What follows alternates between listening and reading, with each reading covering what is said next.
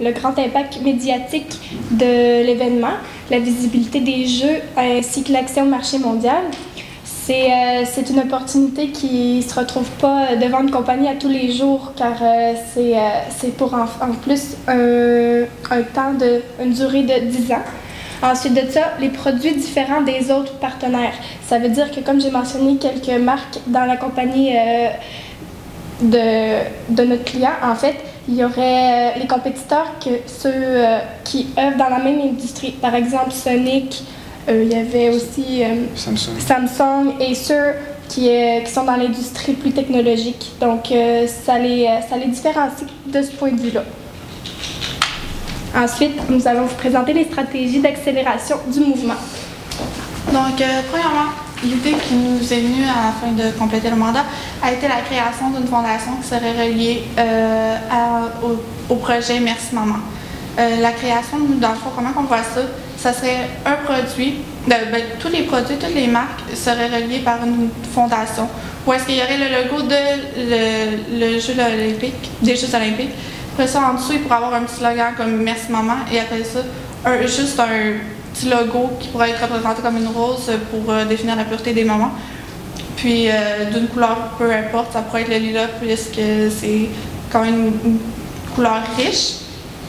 Donc si on implante ça sur chacun des produits, pour avoir un petit montant versé à cette fondation-là, qui amènerait ainsi les gens à être portés à faire un don pour une organisation qui va aider la communauté.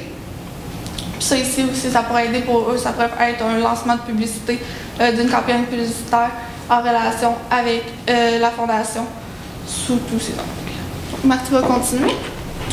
Dans le fond, un autre stratégie d'accélération du mouvement, ça serait profiter du fait que l'entreprise a un partenariat avec les Jeux olympiques. Donc ça, ce que ça veut dire, ce serait peut-être on faire dans une campagne de promotion à travers le monde où on pourrait mettre en relation la campagne de... Ben ça, ils ont déjà commencé, je pense. On a déjà commencé à en parler au Canada avec les mères des athlètes qui vont être amenés aux Jeux olympiques. Maintenant, ce qu'on pourrait faire avec ça, c'est une campagne publicitaire où on pourrait se baser là-dessus. Et ce que je veux dire, dans le fond, c'est les mères des athlètes. Une campagne publicitaire basée sur les mères des athlètes où on pourrait raconter, mettons, l'histoire des mères et des athlètes afin de se rapprocher du public encore plus, afin que les gens, quand ils voient ces publicités-là, se sentent visés puis se sentent concernés. Donc, ça pourrait les inciter à consommer des produits plus Procter & Gamble. Et quand, comme Alexandra parlait tantôt, de mettre sur les produits des petits logos qui vont... par rapport à la fondation, donc quand on achète un produit, on peut donner on donne un montant à la fondation, mais ça va être un incitatif. Grâce à cette publicité-là, les gens vont être au courant, ils vont peut-être être plus tentés aussi d'acheter des produits Procter & Gamble comparativement à un produit d'autres marques. Puis c'est ça, donc c'est ça la relation entre les Jeux olympiques et la campagne de Merci Maman, mettre les deux ensemble, ça pourrait être une stratégie.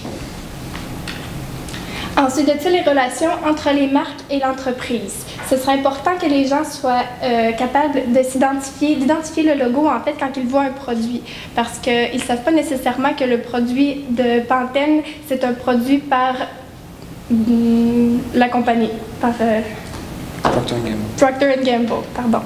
Ensuite de ça, pour le faire, on a parlé du logo, mais il faut aussi faire la standardisation de la publicité, pour que dans tous les pays, ce soit semblable, qu'on aille dans un autre pays ou au Canada, qu'on puisse reconnaître la compagnie.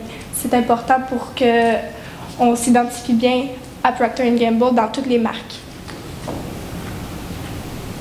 Maintenant, Alexandra va vous parler des consommateurs et des détaillants. Dans le fond, les raisons pourquoi les consommateurs et détaillants participeraient à cette idée.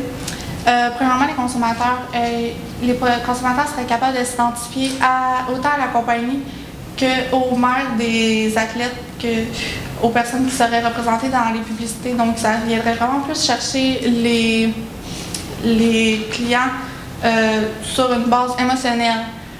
Donc, ça serait une bonne raison pour eux de s'impliquer. Puis aussi, ça amènerait les gens à donner un don. Donc, si on a le choix entre deux produits, sont en avant dans un magasin en avant de 2 produits, ils vont souvent être plus portés à celui-là qui va donner des dons que juste un que vous achetez pour sans raison.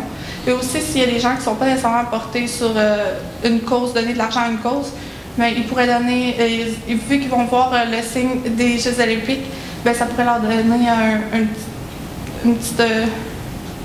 petit coup, un incitatif à choisir ce produit-là, puis ça aide les Jeux, et en plus de la fondation. Donc, Marty va continuer. Tu parles des détails. Ah, excusez-moi, j'ai oublié de parler des détaillants, c'est vrai. Les détaillants, pourquoi ils pourraient décider de participer?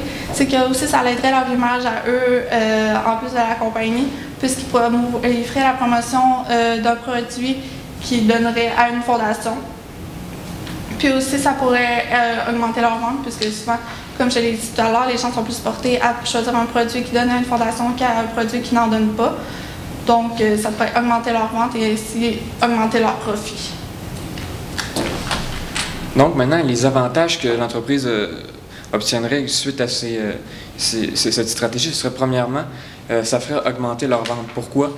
Bien, comme toutes les raisons qu'on a nommées plus tôt, premièrement, les clients les clients vont plus se reconnaître dans l'entreprise puisque, bon, évidemment, tout le monde a une mère, donc c'est une cause qui va toucher la grande majorité des clients de l'entreprise dans les 180 pays, ce qui risque de faire peut-être augmenter leur vente. Aussi, le fait qu'il y a la fondation, c'est un incitatif pour acheter les produits, ce qui va faire en quelque sorte, dans le fond, un rapprochement entre la marque, l'entreprise et ses clients. Ce qui va faire qu'ils vont moins voir l'entreprise comme étant juste une entreprise qui veut faire du profit, et aussi mais plutôt comme une entreprise qui veut aider la communauté. Donc ça, c'est peut-être un autre incitatif qui va faire, comme je disais, augmenter les ventes, les profits. Et aussi, un autre avantage, c'est la compagnie va maintenant pourrait gagner un statut de compagnie éthique, ce qui pourrait lui permettre d'augmenter vraiment sa part de marché dans ces différentes marques. Et aussi, quand on parle d'organisation sans but lucratif, de fondation, on parle peut-être de possibilité de réduction de taxes en quelque sorte, ce qui pourrait permettre à l'entreprise de faire de réduire un peu ses dépenses ou d'augmenter en même temps ses profits. Peut-être pourrait être un autre avantage que l'organisation pourrait gagner de fonder une organisation sans but lucratif. Puis par le fait même, cette organisation-là, ainsi que le fait que l'entreprise est associée avec les Jeux olympiques, ça pourrait démontrer que l'entreprise est une entreprise importante. Donc, un gain de notoriété pour l'entreprise, ce qui pourrait lui permettre comme je disais tantôt, d'augmenter ses parts de marché. Peut-être pour conclure, on pourrait vous mettre dans le temps, vous situer ce qu'on propose dans le temps, parce que c'est un grand projet, puis ça demande une certaine période pour l'établir, puis l'instaurer au sein de la communauté. C'est bien beau le dire, mais ça ne se fait pas tout seul. Donc, premièrement, en 2012, c'est déjà commencé. Poursuivre la campagne Merci Maman, la promouvoir de plus en plus. En 2014, en fait, nous, on priorise les années des Jeux olympiques, donc les années paires. Ensuite de ça, en 2014, on crée la fondation et on met la mise en marché des produits incitatifs. C'est sûr que les coûts de départ, ils vont être plus élevés, donc les revenus vont peut-être être affectés un peu par cette campagne-là, mais c'est tellement une grande campagne publicitaire au niveau mondial, comme on l'a dit au début, que ça va faire exploser les revenus selon nos prédictions. En fait, ensuite de ça, en 2015 et jusqu'à 2022, parce qu'on a dit que c'était sur une période de 10 ans, il y a la poursuite des activités de la Fondation, ainsi que la poursuite de l'expansion de la campagne publicitaire. Ça veut dire qu'il va y avoir des activités promotionnelles, des rassemblements. On va faire de la journée la fête des mères un événement propice pour la campagne, c'est certain. Donc, les coûts vont s'ajuster selon les événements aussi, c'est bien entendu. Donc, on voudrait vous remercier de votre présence aujourd'hui et puis de nous avoir écoutés. Puis, on espère que vous avez trouvé qu'on avait des bonnes idées.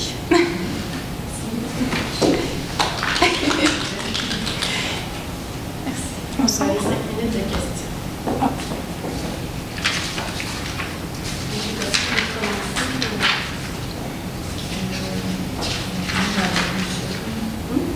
une seule qui est pas la même que chacun. Vous avez parlé de mise en marché d'emballage promotionnel dans votre élaboration de votre stratégie. Est-ce que vous avez planifié cette mise en marché-là? Est-ce que vous avez évalué les coûts de développer ces emballages promotionnels-là? Comment vous aviez les différentes étapes qu'il faudrait traverser pour en arriver à présenter vos produits avec ces emballages-là? Dans le fond, si je peux me permettre, l'idée est vraiment d'acheter dans le fond le logo de la fondation qui serait relié aussi avec le logo des Jeux olympiques sur les produits afin que les personnes sachent que quand ils achètent un produit, c'est un produit qui va donner un montant à la fondation. Puis ça, c'est sûr que ça va être, comme Stacy l'a dit un petit peu, ça va être des coûts qui au début vont être plus élevés. On n'a pas fait un estimé exact parce qu'on avait Aucun chiffre. ouais, on n'avait aucun chiffre dans le fond, puis on n'aurait pas voulu se baser sur rien. Donc, c'est sûr qu'il y a des recherches Internet à faire et des recherches encore plus grandes. Sauf qu'on croit que les coûts que cette recherche et ce nouveau emballage et tout, ce que ça comprend, les publicités et tout, ça va être tellement un gros événement que par la suite, ça va ramener des profits qui vont être plus élevés que les coûts du départ. C'est un investissement dans le fond. On prend ça comme la publicité qu'on passera à la télévision. C'est les coûts qu'on estime en fait. Là. Ce logo-là se retrouverait sur toutes nos marques. Vous auriez certaines marques. Les marques les plus populaires dans le fond. Comme celles les plus connues du public, genre Tide, Crest, c'est les gilettes. Il y avait 10 marques vraiment plus populaires. C'est vraiment ces produits-là qu'on veut cibler puisque c'est les produits qui rejoignent le plus grand nombre de personnes.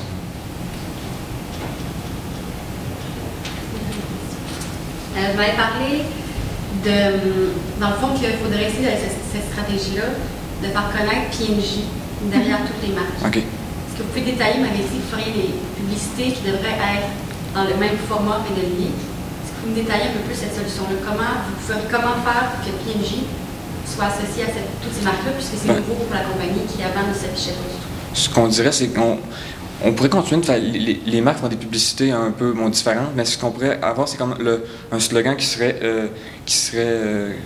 similaire pour le même slogan, dans le fond, pour toutes les marques. Du genre nous, on parlait d'un slogan Merci Maman, puis on pourrait. Procter & Gamble, comme à la fin de toutes les publicités, on pourrait afficher le logo de la compagnie avec le slogan. Ce serait notre idée pour standardiser, dans le fond, les publicités.